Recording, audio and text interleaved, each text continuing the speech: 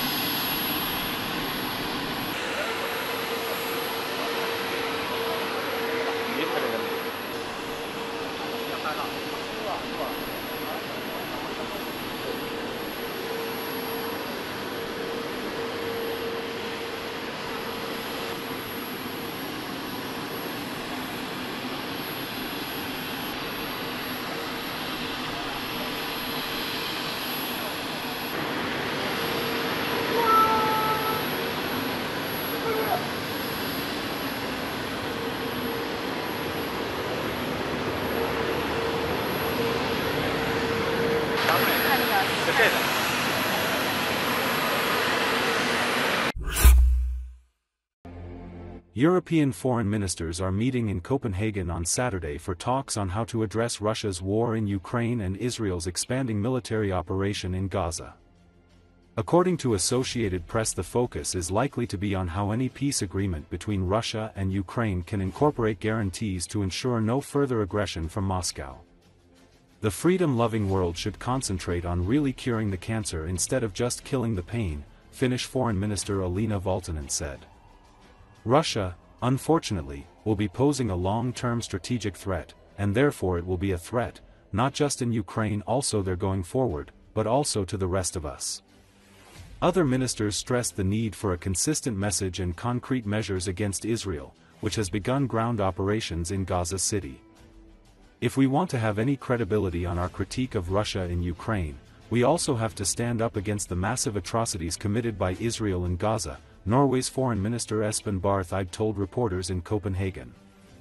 What comes to Russia, now the freedom-loving world should concentrate on really curing the cancer instead of just killing the pain, meaning that we should take it for granted and for given that Russia unfortunately will be posing a long-term strategic threat, and therefore it will be a threat not just in Ukraine, also there going forward, but also to the rest of us.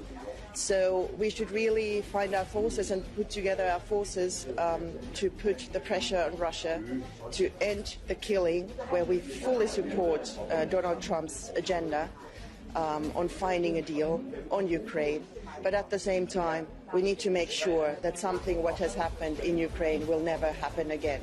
Obviously, our focus here today is on our support for Ukraine, working together across Europe, the EU and other partners, making sure our support is ironclad and making sure that we're taking every action possible, not least in light of the horrific attacks we've seen in Kiev this week, including on the European Union delegation and the British Council, to ramp up the economic pressure on Vladimir Putin for his illegal and barbarous war, and to show that we are united as Europe for European security and against that illegal and barbarous war that Putin is prosecuting in Ukraine.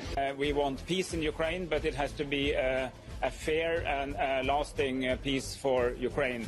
And we have to come together with a clear message now, because these are really dramatic times for Ukraine and for Europe.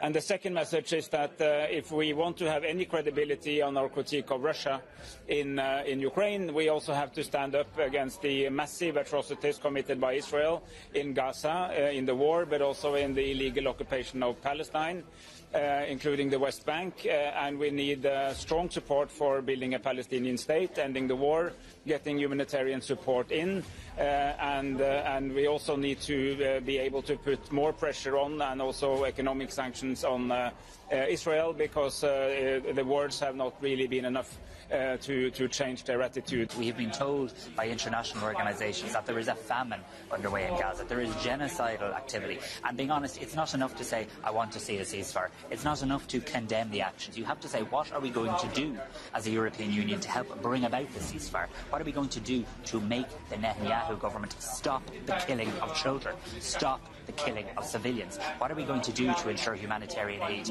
can flow? And what are we going to do to make sure the hostages can be released? I think the world is looking at the European Union. I think our citizens are looking at the European Union, and they are not happy.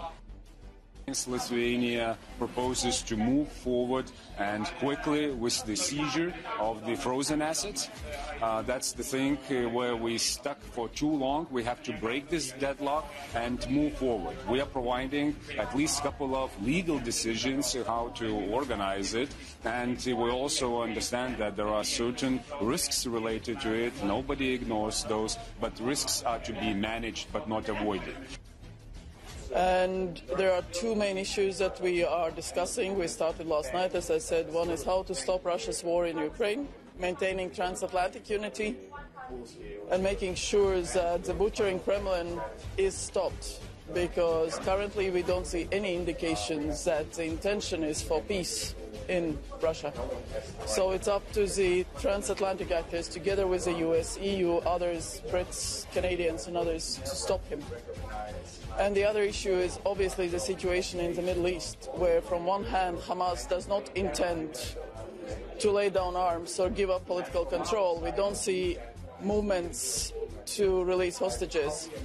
So the request of Israel for self-defense is legitimate. From the other hand, the humanitarian situation in Gaza is unbearable. So that is something that from one hand needs obviously opening access to the people who need medical, humanitarian, other help. Food, famine has to be stopped.